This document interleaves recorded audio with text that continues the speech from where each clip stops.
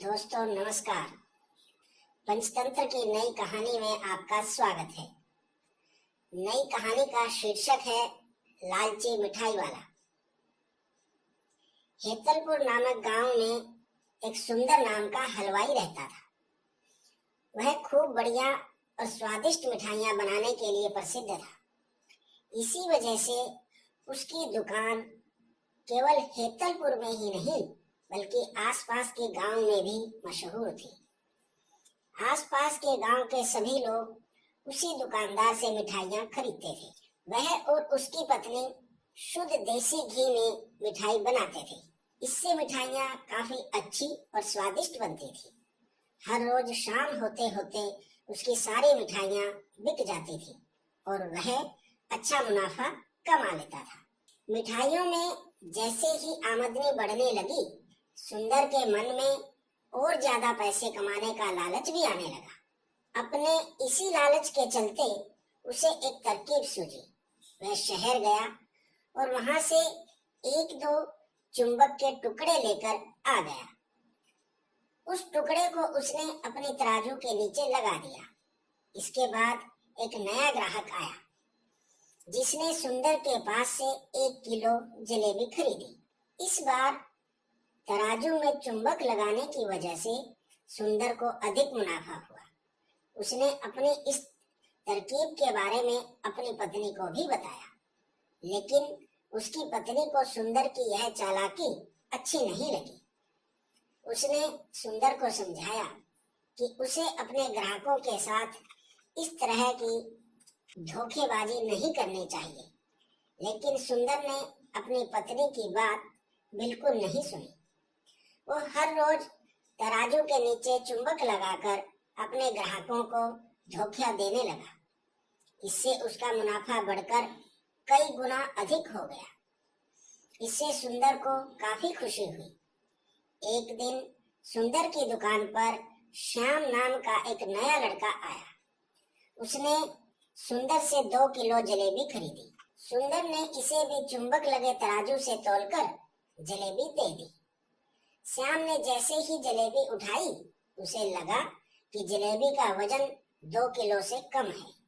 उसने अपना शक दूर करने के लिए सुंदर से दोबारा से जलेबी को तौलने के लिए कहा।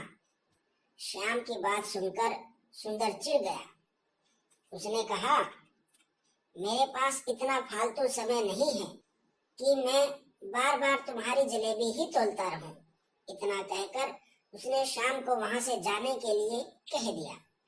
सुंदर मिठाई वाले की बात सुनने के बाद श्याम जलेबी लेकर वहां से चला गया।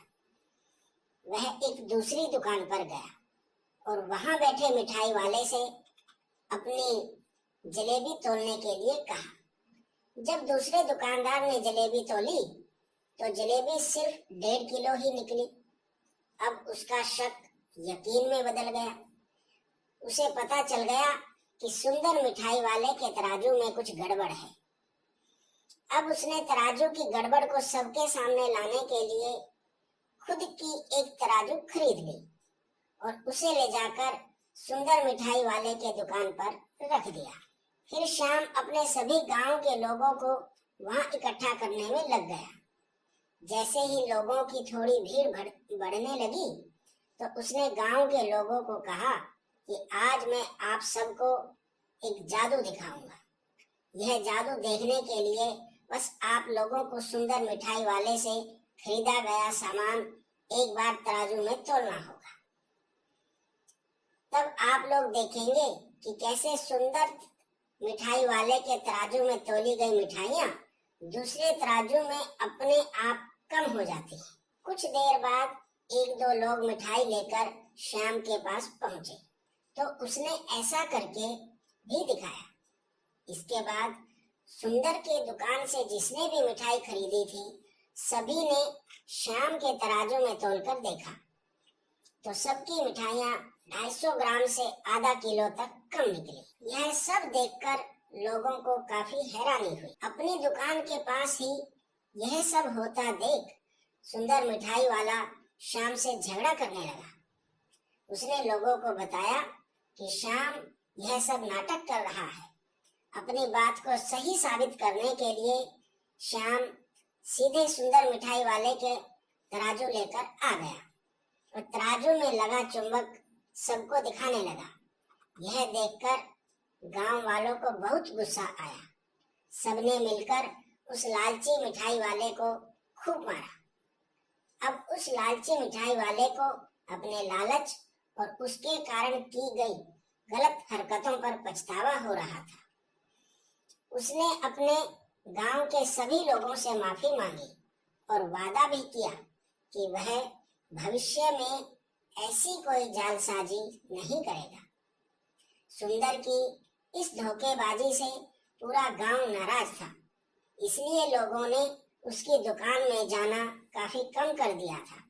इधर सुंदर के पास पछतावे के अलावा और कुछ नहीं बचा था, क्योंकि वो पूरे गांव वालों का भरोसा खो चुका था।